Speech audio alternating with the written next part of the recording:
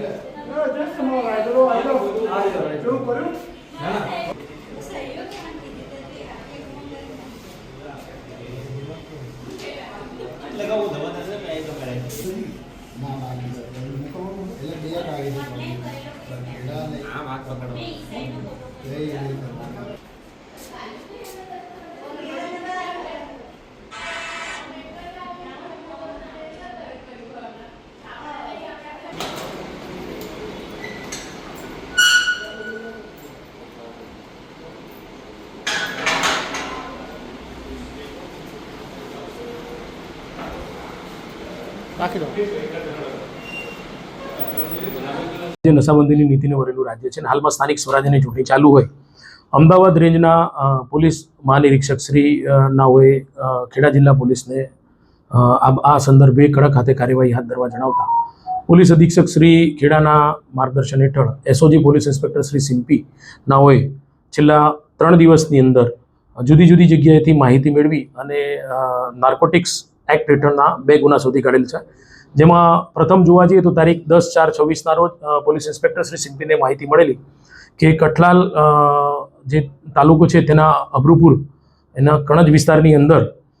Post ડોડાનો જથ્થો એક ઇસમ પાસે રાખેલો છે, જે માહિતી આધારે પોલીસે એનડીપીએસ એક્ટની જે નિયમ અનુસારની કાર્યવાહી પૂર્ણ કરી અને police sub inspector Shri Goswami નાઓએ પોલીસ સ્ટાફ સાથે ત્યાં રેડ કરતા આરોપી પૂજાભાઈ હોતાભાઈ ઝાલા નાઓના ખેતર તથા ઓરડીમાંથી એ કુલ લગભગ 155.170 ગ્રામ પોસ્ટ ડોડાનો જથ્થો મળી આવેલો, જેની બજાર કિંમત લગભગ 23 લાખ ઉપરાંતની થાય છે. આ અનુસંધાને પોલીસે કઠલાલ પોલીસ સ્ટેશનની અંદર નાર્કોટિક એક્ટ હેઠળ ગુનો દાખલ કરેલો છે અને આ કામનો આરોપી પૂજાભાઈ હોતાભાઈ ઝાલા હાલ જ્યુડિશિયલ કસ્ટડીમાં છે, તેમજ એક અન્ય આરોપી જેનો પુત્ર સોમાભાઈ પૂજાભાઈ એ આ ગુનાના કામે વોન્ટેડ છે. સાથોસાથ તારીખ 13/4/24ના રોજ એસઓજી પોલીસ ઇન્સ્પેક્ટર શ્રીને એક અન્ય માહિતી મળેલી, જે આધારે તેઓએ મહેમદાવાદના તાલુકાના રૂદણ જે ગામ છે તેની આજુબાજુના પ્રતાપપુરા વિસ્તાર જે કહેવાય સરસવાણીની આસપાસનો જે વિસ્તાર છે એ સીમ વિસ્તારમાં એક આરોપી જે છે પ્રભાતભાઈ કોદરભાઈ સોલંકી, એણે ગાંજાના છોડનું વાવેતર કરેલું છે તેવી માહિતી મળેલી. હવે આ માહિતી મળતા તેઓએ નાર્કોટિક એક્ટ હેઠળની તમામ કાયદેસરની કાર્યવાહી પૂર્ણ કર્યા બાદ એક ટીમને ત્યાં રેડ કરાવતા